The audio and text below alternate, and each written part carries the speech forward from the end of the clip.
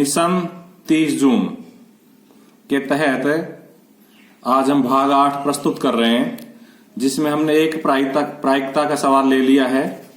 इसके अलावा फिर हमने आज थोड़ा सा वास्तविक संख्या जो प्रश्नावली 2 है वहां से 2 सवाल सेलेक्ट किए हैं, तो इनको करते हैं। और अभी मिशन 30 जून की तर्ज पर ही हम 1-2 दिन में मिशन 80 के नाम से भी वीडियो बनाएंगे। जो बच्चे 80 में से 80 अंक लेना चाहते हैं उन वीडियो को जरूर देखेंगे। फिलहाल मिशन 30 जून की वीडियो शुरू करते हैं। तो देखो, 52 पत्तों की अच्छी प्रकार से फेंटी गई एक गड्डी में से एक पत्ता निकाला जाता है। निम्नलिखित को प्राप्त करने की प्रायिकता ज्ञात कीजिए। तो सबसे पहले तो 52 पत्तों की गड्डी, इसलिए कुल घटनाएं n बराबर क्या हो गया 52। तो सॉल्यूशन में हम लिखेंगे कुल घटनाएं, जिनको हम n से लिखते हैं, बराबर 52। अब हम पहला सवाल उठाते हैं। लाल रंग के गुलाम, लाल रंग के गुलाम, जिनको m से लिखेंगे क्योंकि अनुकूल घटनाएं m से लिखी जाती है। लाल रंग के गुलाम हम 52 पत्तों में से सेलेक्ट कर लेंगे तो अनुकूल घटना कहलाएगी। और लाल रंग के गुलाम कितने होते हैं? 2 होते हैं। एक ईंट का लाल रंग का गुलाम होता है, एक पान का लाल रंग का गुलाम होता है। तो लिखेंगे इसलिए प्रायिकता लाल रंग का गुलाम। बहुत आसान सवाल है, लेकिन हमने ऐसे ही सेलेक्ट कर लिया कि आपका रिवीजन होता रहे। प्रायिकता के हम कोशिश करेंगे सभी वीडियो में सवाल लेने की। तो m बटा n, m का मान 2, n का मान 52। काट दो इसको 1 से 2 से, 2 एकम 2 और नीचे क्या आ जाएगा 26 आंसर।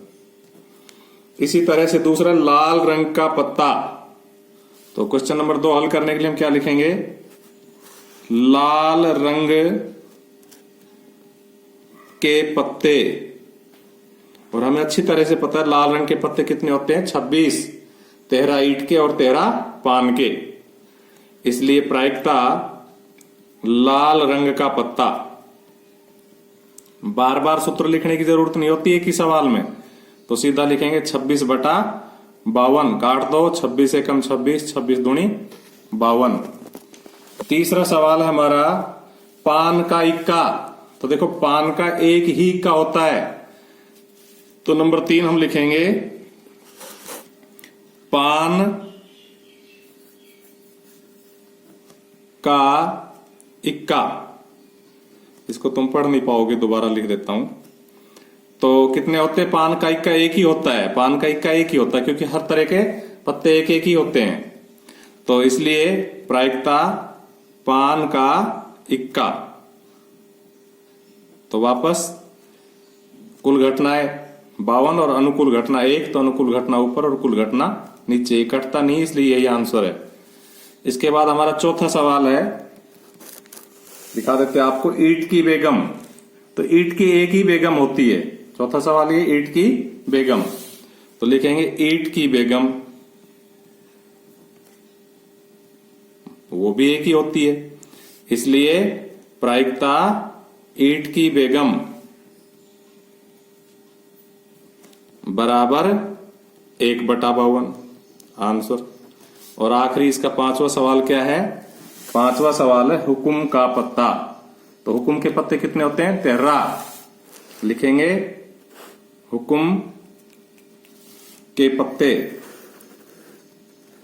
बराबर 13, इसलिए प्रायिकता हुकुम का पत्ता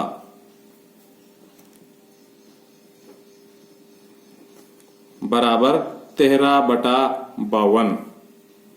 काट दो, 13 एकम 13, 13 चौकू 52 आंसर। अब हम अपने दूसरी प्रश्नावली की ओर गति कर रहे हैं। तो दूसरी प्रश्नावली हमारी वास्तविक संख्या है। इसमें यूक्लिड विभाजन प्रमेयिका। तो क्या होती है? a बराबर BQ प्लस R, जहां a का मतलब भाज्य, b का मतलब भाजक, q का मतलब भागफल और r का मतलब शेषफल। और इस प्रमेय का जो मूल थीम है वो ये है कि शेषफल हमेशा जो भाजक होता है ना, b शेषफल, ये जो भाजक होता है b, इससे हमेशा छोटा होता है। लेकिन ये 0 भी हो सकता है शेषफल और 0 से बड़ा भी हो सकता है। r बड़ा है, देखो ये बड़े के निशान है, बराबर है 0 के, यानी कि शेषफल 0 या 0 से बड़ा हो सकता है, लेकिन भाजक से छोटा होता है। भाजक 6 होगा तो शेषफल 5 आएगा, 6 नहीं आएगा। तो ये हुई तुम्हारी यूक्लिडी विभाजन प्रमेय का 1 नंबर की पूछी जा सकती है। उसके बाद हमारा एक क्वेश्चन है, आज तक ये क्वेश्चन पूछा नहीं गया है और हो सकता है सीधा क्वेश्चन आ जाए, इसलिए हम इसको मिशन 30 जून के तहत सेलेक्ट कर रहे हैं। तो क्या कह रहा है, दर्शाई किसी धनात्मक विषम पूर्णांक संख्या को 6q+1, 6q+3 या 6q+5 के रूप में व्यक्त कर सकते हैं। तो हम सॉल्यूशन में सबसे पहले धनात्मक विषम पूर्णांक मानते हैं। माना, बहुत सीधा सवाल है, थोड़ा सा ध्यान रखना है, रटना नहीं है। धनात्मक विषम पूर्णांक बराबर x। माना धनात्मक विषम नहीं मानेंगे, सीधा पूर्णांक मानेंगे, फिर सम विषम का तो विभेद हम खुद करेंगे। तो हमने x मान लिया, लिखेंगे तब x को हम क्या लिख सकते हैं, x को हम लिख सकते हैं 6q। ये 6 कहां से आता है, सवाल में से आता है। अगर ये सवाल किसी और रूप का होता, जैसे 7m का रूप होता है, 9m का रूप होता, 3m का रूप होता, तो यही से ये अंक उठाते हैं हम। जैसा सवाल देगा वैसा ही अंक उठाएंगे। तो 6q या फिर 6q+1, ये यूक्लिड विभाजन प्रमेय से लिखा जा रहा है। 6q+1 का मतलब हम किसी संख्या में x में 6 का भाग देंगे तो q उत्तर आ जाएगा, या तो 1 शेष बचेगा या 0 शेष बचेगा, या फिर 6q का भाग देने पर 6 का भाग देने पर q उत्तर आ जाएगा, 2 भी शेष बच सकता है। 6 का भाग देने पर q उत्तर आ जाएगा, 3 भी शेष बच सकता है। 6q उत्तर आ जाएगा, 4 भी शेष बच सकता है, और 6q-5 भी शेष बच सकता है। और ये यही बंद हो जाएगी, क्योंकि 6 शेषफल बच ही नहीं सकता। जब 6 का भाग देंगे तो 6 शेषफल नहीं बच सकता। तो तब x को ये मान सकते हैं। ठीक है भाई, क्योंकि x एक धनात्मक पूर्णांक है, तो फिर x को हम 6q, 6q+1, 6q+2 ये जो लिख रखा है ये मान सकते हैं। अब हम इनका विश्लेषण करेंगे। हम लिखेंगे 6 सम संख्या है तथा q, सवाल में भी लिखा हुआ है q क्या है, धनात्मक पूर्णांक है, तथा q धनात्मक पूर्णांक है। इसलिए 6q सम संख्या है, क्योंकि किसी सम संख्या को धनात्मक पूर्णांक से गुणा करने पर सम संख्या ही प्राप्त होती है। ठीक है, अब हम लिखेंगे सम संख्या में विषम संख्या जोड़ने पर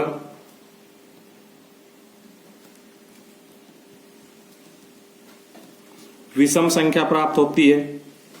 आप जोड़ के देख लो, किसी विषम संख्या में विषम संख्या ही प्राप्त होगी, तो विषम संख्या प्राप्त होती है। इस प्रकार से ये 1 जोड़ने से, विषम संख्या जोड़ने से 6q+1 विषम हुआ, 3 जोड़ने से 6q+3 विषम हुआ, और 5 जोड़ने से 6q+5 विषम हुआ। लिखेंगे अतः 6q+1, 6q+3 एवं 6q+5 विषम संख्याएं हैं।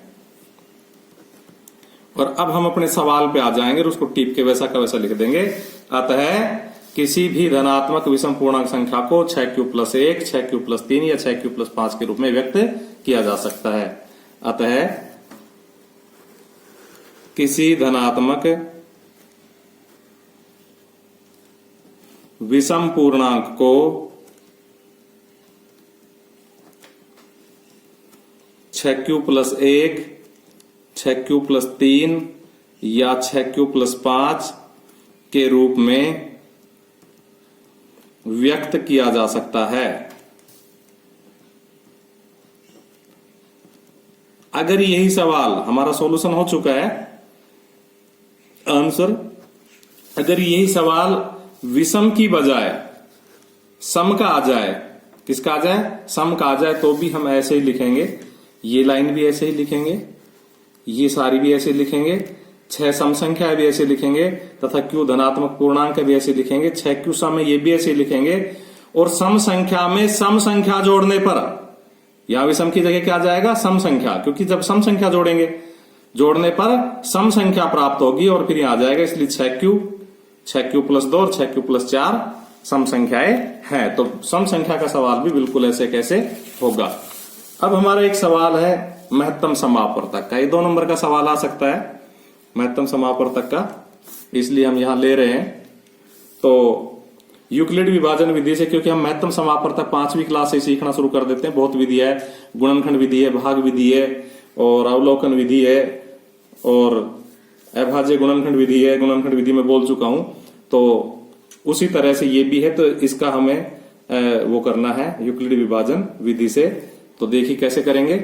हम सबसे पहले छोटी वाली जो संख्या है, हमारा रफ कार्य है, यहां जो छोटी वाली संख्या 255 उसका भाग बड़ी वाली संख्या 867 में दे देंगे।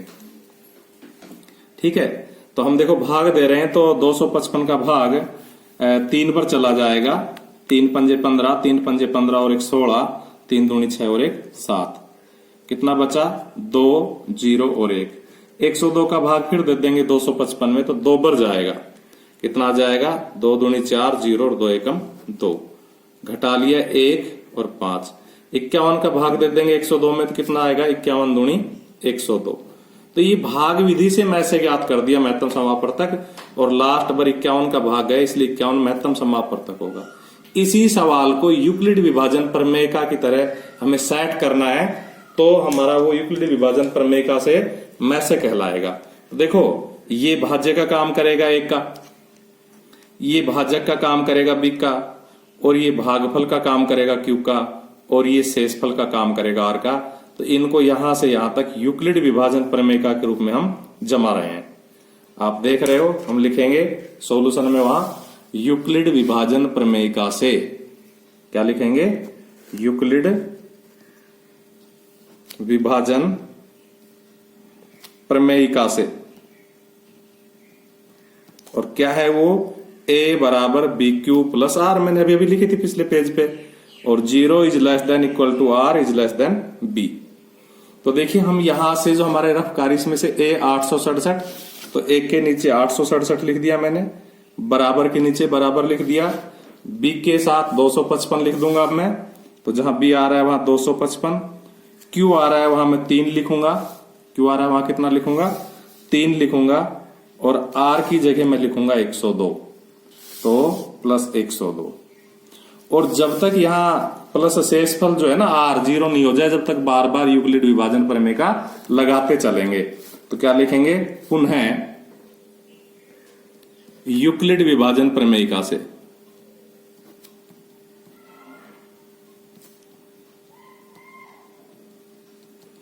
अब हमें बार बार यूक्लिड विभाजन प्रमेयिका लिखने की जरूरत नहीं है, लेकिन आप यहां से फिर समझिए, जब हमने यहां अभिसार को काट दिया, और यहां ध्यान केंद्रित कीजिए, अगर हम इस एरिया को सेलेक्ट कर ले तो हमारा ये क्या है, ये a है जिसमें भाग दिया 255, और ये b है जिसका भाग दिया 102 का, और ये q है जिसको हमने जितनी बार भाग गया, और ये r है।